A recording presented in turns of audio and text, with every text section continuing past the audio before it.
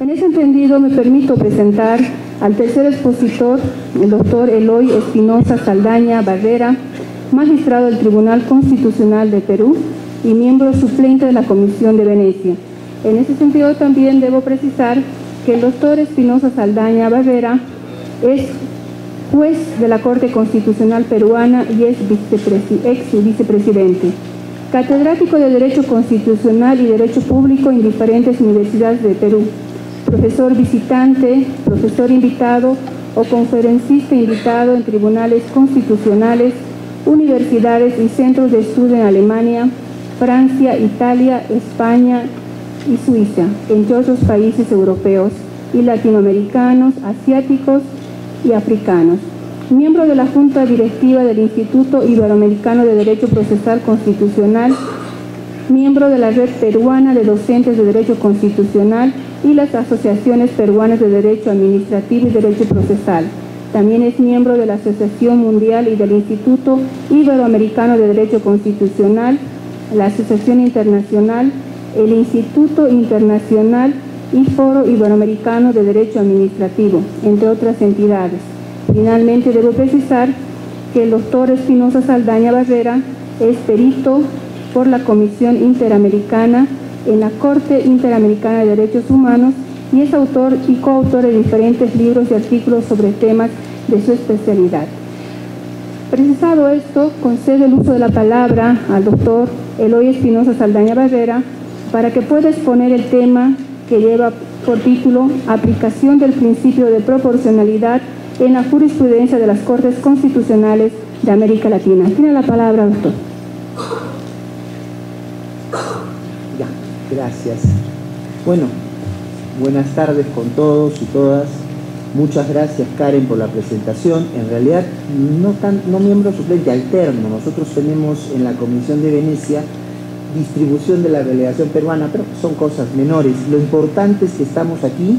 Lo importante es que gracias a la feliz iniciativa del Tribunal Constitucional Plurinacional Boliviano y de la Comisión de Venecia, gracias Petronilo y la hospitalidad de todo el equipo, Karen misma, he visto también a Celia, los magistrados que nos acompañaron a la mañana, la presencia del presidente del Tribunal Ambiental, del presidente del Supremo también en la mañana.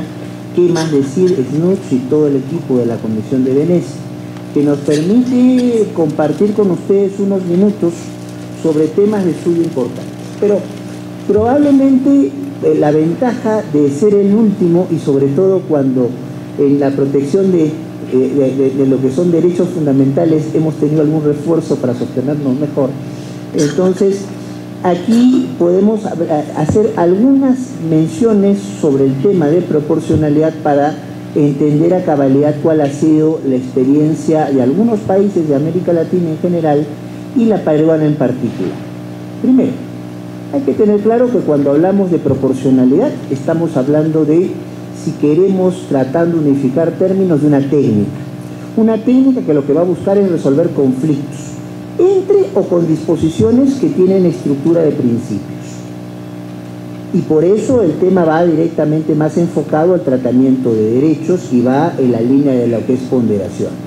¿Y por qué esto es importante tenerlo presente? Cuando se preguntaba en la mañana, ¿la proporcionalidad nos asegura una plena objetividad? No puede hacerlo. Porque la naturaleza de una norma principial es ser un mandato de optimización. Lo ha señalado bien Jorge Asbun con la lucidez de siempre, también se había dicho en las intervenciones de la mañana. Entonces, cuando hablamos de mandato de optimización es una pauta que vamos a buscar desarrollar para concretizar, para llevar a la práctica un conjunto de valores, derechos, miradas de las cosas que están y que tienen que seguir estando, pero dando respuesta a problemas concretos que se vayan generando. Entonces, nunca hay una respuesta cerrada, no hay entonces lo que se busca es una respuesta lo más objetiva y con menos carga subjetiva posible. Es distinto, entonces ese es el objeto de una ponderación entendida ya como el último paso de este proceso, este juicio de proporcionalidad. Es distinto cuando hablamos de reglas. En las reglas lo que estamos haciendo son parámetros de conducta acotada que se tienen que cumplir. Entonces ahí sí el ejercicio es un ejercicio de subsunción. Entonces ¿Me adecuo o no me adecuo a la regla? ¿Encajo o no encajo en la regla? ¿Estoy bien si estoy en la regla? ¿Estoy mal si no estoy en el parámetro de la regla? Pero eso no funciona en la lógica de preceptos que recogen derechos y derechos que atienden situaciones concretas de los ciudadanos que se van renovando cada día con el tiempo, porque hay nuevos datos de la realidad a tomar en cuenta, nuevas situaciones que van cambiando y no podemos tener una mirada estática sobre los derechos, tenemos que tener una mirada dinámica. Entonces, aquel que está buscando la proporcionalidad, una receta matemática, lamentablemente este no es el escenario. Entonces, el escenario de la proporcionalidad es el de buscar dar a la comprensión de normas principales, sobre todo el tratamiento de derechos, entender que estos derechos se dan en un contexto social dinámico y que muchas veces aparecen enfrentados los derechos que invocan unos con los derechos de otros, y que muchas veces los derechos de unos parecen chocar o chocan con el ejercicio de bienes constitucionalmente protegidos y en algunos casos convencionalmente protegidos. Y frente a esa situación es que tenemos que, de quienes estamos en el mundo del derecho, ya seamos como abogados, como jueces, como fiscales o como litigantes, ya en los casos tener claro qué es lo que podemos conseguir y con qué máxime de objetividad podemos manejar. Entonces ahí viene la idea de la proporcionalidad.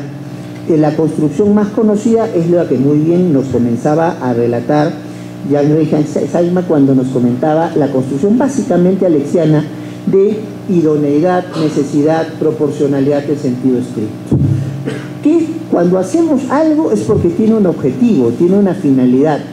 La alternativa que estamos tomando para ese objetivo, para esa finalidad que puede chocar con el ejercicio de algún derecho, chocar con alguna norma de carácter principal, entonces se materializa por lo que estamos planteando. Quiero satisfacer la sed, ¿esto me sirve o no me sirve?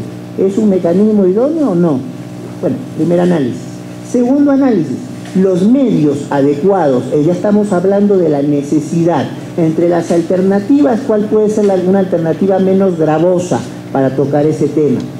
Y luego la idea de la proporcionalidad en sentido estricto, la ponderación, como reclaman algunos, donde lo que estoy viendo es, ¿vale la pena? ¿Cómo justifico el sacrificio de algunas expectativas, de algunas propensiones de este mandato de optimización en una situación concreta?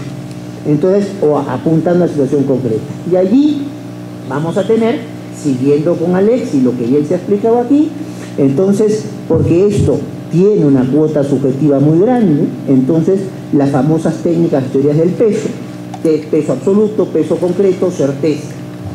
Primero tenemos que ver qué se está diciendo, que está chocando libertades normativas, expresión, información, con, por ejemplo, honor o buena reputación.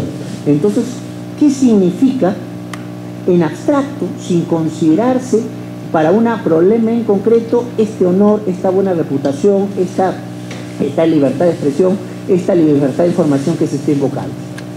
Entonces, ¿qué nivel de afectación o intervención podemos detectar ahí? Y ahí es donde, como se explicaba en la mañana, se entiende la idea de una afectación fuerte, una afectación intermedia, una afectación leve. Ahora, las cosas no se dan en abstracto, las cosas también se dan en problemas concretos. Entonces, en el caso del tabaco que se ponía, que tenemos varios países la misma experiencia, entonces el problema no es solamente que se diga en abstracto esto, sino en situaciones específicas. ¿En qué sitios se va a poder fumar? ¿Voy a poder fumar en mi casa o no voy a poder fumar en mi casa? ¿Voy a poder tener un lugar reservado en un sitio público para fumar o en un sitio público estoy prohibido de fumar? Entonces, aquí ya no solamente se va a poder alegar en abstracto, sino en mi situación en particular.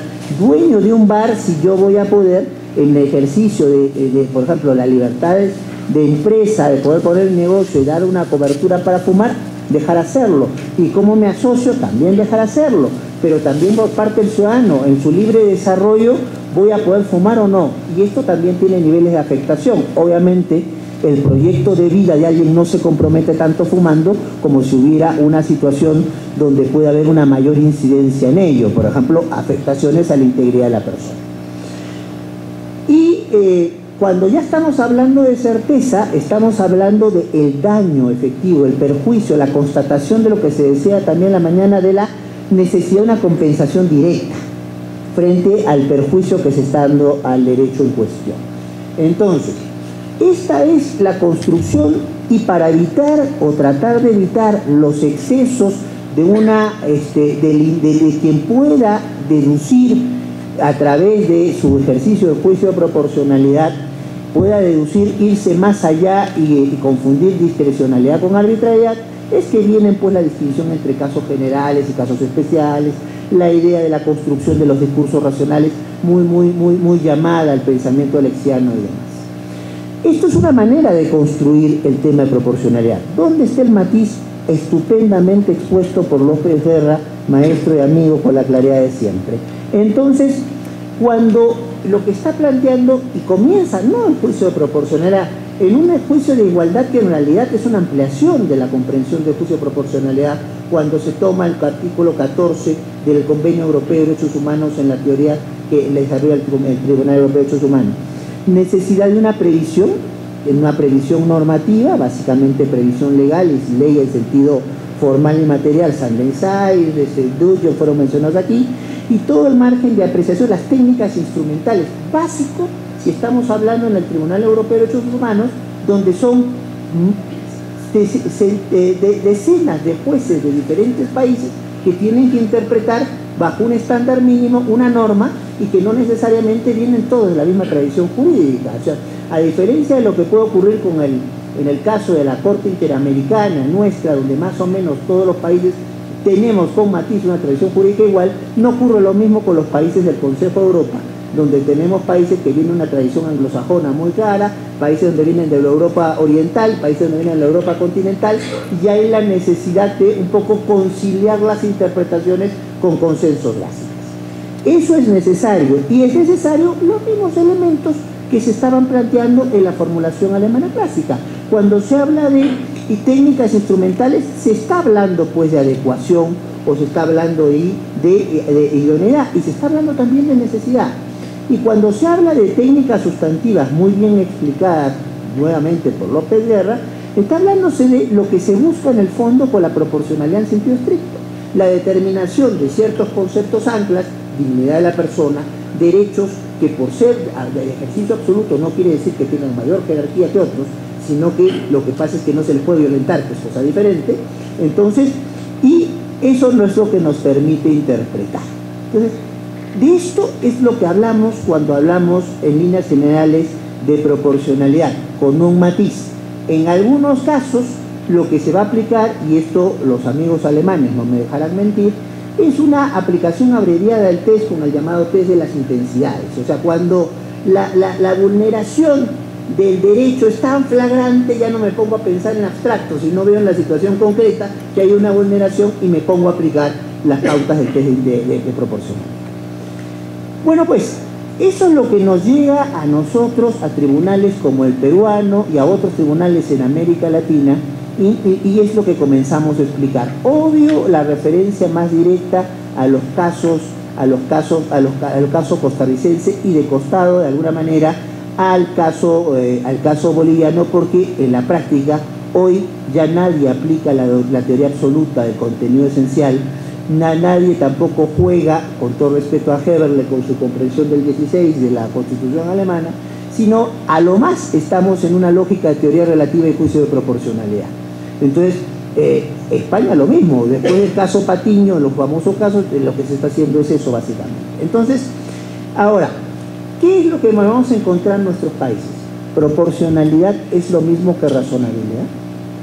La razonabilidad es aparece como una construcción de otra tradición jurídica, es uno de los hijos más importantes del debido proceso sustantivo de la proscripción, la interdicción de la arbitrariedad de la tradición norteamericana, esbozada en pronunciamientos por allí, planteada claramente con el caso Lockberg en Nueva York, y ya asentada cada vez más, sobre todo en el siglo XX en los Estados Unidos, no solo por la razonabilidad, sino con comprensiones como la privacy, a partir de los casos como vinculados a las libertades civiles, y sobre todo los caracteres de elementos cuestión sexual y de preferencia sexual.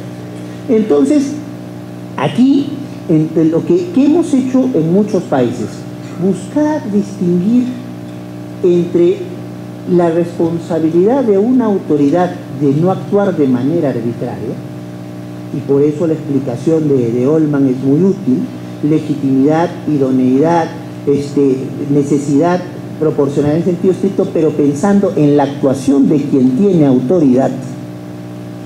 O sea, quien tiene autoridad no puede hacer lo que quiera, cuando quiera y como quiera, si no tiene ciertos parámetros, y es hacer de la razonabilidad un mecanismo de control de los límites de la actuación de la autoridad y dejar más propiamente a la proporcionalidad la solución de conflictos de derechos o de normas de carácter principal. ¿Por qué? Porque, muy bien decía López Guerra, unidad, coherencia, concordancia práctica. Eso quiere decir que donde la Constitución asemeja hay que tratar igual, pero donde la Constitución distingue hay que distinguir. Y muchas de nuestras constituciones sí distinguen. Por ejemplo, en el caso de la Constitución peruana, establece que hay que hacer juicios de razonabilidad y proporcionalidad como elementos distintos. Entonces, nos obliga a perfilar pronunciamientos y contenidos diferentes que probablemente en otros contextos no fueran tan necesarios. A ver, entonces, ¿qué viene después? Ya la aplicación de estos en casos concretos de esta fórmula, más en la lógica más clásicamente alexiana que en el contexto como lo ha trabajado el Tribunal Europeo de Derechos Humanos. En algunos casos el análisis se ha quedado en un primer plano de la evaluación de idoneidad y necesidad. Lo explico con dos ejemplos, los ejemplos de los casos del programa de formación de aspirantes para la academia, la magistratura, la escuela judicial en el caso peruano. ¿Qué es lo que ocurría? En el caso peruano, entonces yo para poder postular a ser juez en el Poder Judicial, no en el Tribunal Constitucional, tengo que haber pasado por un curso de la escuela judicial, antes o después. Si gano mi concurso sin haber pasado por el curso, tengo que rendir después el concurso, si no, no llego a hacerlo. ¿Cómo se quiso promover la mejor capacitación para poder postular? Haciendo obligatorio el concurso. ¿Y cómo se hacía obligatorio el concurso? Poniéndole un puntaje excepcional a quienes habían hecho el concurso antes y no a quienes lo fueran a hacer después. ¿Qué es lo que se acusa allí? Se acusa allí de una diferencia sin justificación, sin que volviera a la proporcionalidad, y comenzamos a hacer construcción del test de igualdad, básicamente, ahí sí, en la línea del Tribunal Europeo de Derechos Humanos, ahí sí, en diferencia con la proporcionalidad debajo de la manga. ¿Y qué es lo que se va a concluir? Es que hay idoneidad, sí, yo puedo buscar una manera que haya mejores candidatos o candidatas para ser jueces fiscales, pero que por lo menos la necesidad se resiente, que no es un mecanismo el de poner mayor puntaje y obligar a que alguien vaya a cierta capacitación previa, que no es formalmente obligatoria, para poder tener requisitos para juez o para fiscal. Entonces, ahí tenemos una típica aplicación donde el seguimiento del test se nos cae en el segundo paso, sin llegar a la proporcionalidad en sentido estricto. ¿Cómo andamos de tiempo? Bien, perfecto. Entonces, después podemos mencionar algunos casos. Entonces, el caso de la Ley de Economía Familiar es uno que nos permite explorar un poco más, porque allí sí se considera que se ha pasado el término de idoneidad y el término de necesidad, más la cosa se resiente cuando se va al análisis de la proporcionalidad en sentido estricto. Me explico. ¿Qué es lo que ocurre? En el caso peruano, entonces hay aranceles para la educación pública y obviamente la educación privada hay que pagar. Entonces, a nivel de los centros superiores, ya sea institutos no universitarios o universidades, se comienza a dar un problema. Hay personas que pueden inscribirse, pero no pueden seguir pagando la pensión. Entonces, y la amenaza frente a esto era apartarlos de la continuidad de sus estudios universitarios o superiores no universitarios, y que se frustre el proyecto de vida de estas personas y que no puede haber la continuidad del ejercicio del derecho a la educación. Entonces, ¿qué es lo que va a plantearse desde el Congreso? Una ley que va a permitir que estas personas concluyan sus estudios, y esta ley es recurrida por las universidades, casi todas las universidades del país, entonces, y por los centros educativos no universitarios de carácter superior, diciendo: un momento, ¿dónde queda nuestra autonomía universitaria? Un momento, ¿dónde queda nuestra libertad de empresa? Un momento, ¿dónde queda nuestra libertad de asociación? Llega el caso al tribunal, nos toca vernos, nos toca ser ponentes del caso, y la discusión es: ¿idoneidad? Bueno, yo puedo buscar asegurar la continuidad de los estudios y el proyecto de vida, y parece pasar el tema de la idoneidad. Necesidad puede cubrirse, pero si vamos al análisis ya de la proporcionalidad en sentido estricto, esto soporta, de hecho estamos hablando de derechos importantes para unos y para otros. Es importante para la universidad, obviamente, la capacidad de asociarse, la empresa. Yo no voy a entrar en la vieja discusión con los españoles si la autonomía universitaria es un derecho fundamental o una garantía institucional, pero qué duda cabe la importancia de la autonomía universitaria. Y por el otro lado es la referencia a la continuidad de los alumnos. Entonces, ¿dónde hay una afectación más fuerte? Entonces, la conclusión es: la universidad puede sobrevivir y no se afecta su autonomía para diseñar cursos, para tener proyecciones de manera fuerte, si es que algunos alumnos por dificultades económicas no pueden pagar su precio. No puede decirse que su objetivo de empresa también tiene una dificultad fuerte. En cambio, ¿qué pasa con el proyecto de vida del alumno al cual, o la alumna a la cual no se le deja terminar la universidad? Entonces, teoría del peso concreto, la afectación es muchísimo más fuerte en el caso del estudiante y en esa situación, y la certeza del perjuicio es clara: no va a poder terminar una carrera y las consecuencias de hacer esa carrera. Entonces, esa es una típica aplicación de la construcción de la teoría de los pesos, y que nos lleva a que se haya considerado que esta ley que permite que a los alumnos terminen la carrera, no puedan sacar el título, ya verán cómo abonan lo que tienen que abonar, entonces puedan terminar la carrera y no se frustre su proyecto de desarrollo personal y profesional. Entonces es una situación que supera un juicio de proporcionalidad. Y para no cansarlos más, hay varios ejemplos que podría plantear: el caso de los perros guía. Entonces, gente con capacidades diferentes a nivel de la situación visual, entonces quieren entrar a supermercados con perros guía, y claro, la gente del supermercado dice: los perros pueden contaminar los bienes que están allí. Entonces la discusión también va a ser sobre el nivel de afectación. Oiga, usted tiene otras maneras de cuidar los productos, y sin embargo la afectación que se va a dar para el ciudadano que no va a poder entrar con quien lo guíe en el centro es muchísimo más grave. Pero vamos a un ejemplo que con eso voy cerrando, que es el caso que vamos a tener vinculado a precisamente al tema del tabaco. ¿Qué ocurre en el caso peruano? En el caso peruano se da una ley por la cual se dice: en sitios públicos no se va a poder, entonces no se alcanza, creo. Entonces, en sitios públicos no se va a poder tener fumar, salvo en espacios especialmente prescritos por el dueño del lugar o por la autoridad correspondiente. Entonces, los demandantes, los dueños de los lugares, entonces dicen que esto va contra su autodeterminación como personas, y los dueños de los lugares lo que están diciendo es que se le está quitando libertad de empresa, porque hay mucha gente que no va a ir a estos sitios porque, entre otras cosas, no va a poder fumar. Ahora, pero el alegato que se va a plantear para justificar esta ley es el sostenimiento de una política pública de salud. En el caso peruano éramos uno de los países que se invertía más en América Latina para revertir los efectos del tabaquismo. Entonces, era tan contundente la información que se pasaba de cuánto era, entonces lo que se invertía en esto, que significaba establecer restricciones no en el ámbito personal, En su casa, quien quiere fumar, que siga fumando. Pero en ciertos lugares de uso público que pudiera establecerse restricciones, que no era necesario allí verla, entonces ver los derechos en abstracto, sino la situación en concreto. En concreto era muy claro que había toda una política pública del Estado peruano que si no se aceptaban estas restricciones se caía. ¿Y qué hizo entonces ahí el tribunal?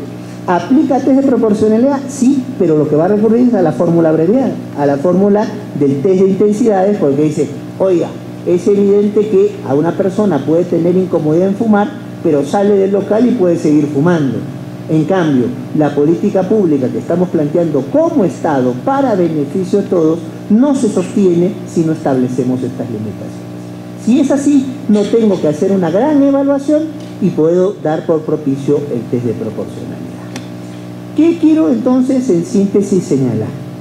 Los mecanismos que tenemos para la protección del ejercicio de los derechos en el derecho no tienen fórmulas cerradas, tienen fórmulas más o menos eficientes que tienen que irse adaptando a los requerimientos de una realidad concreta.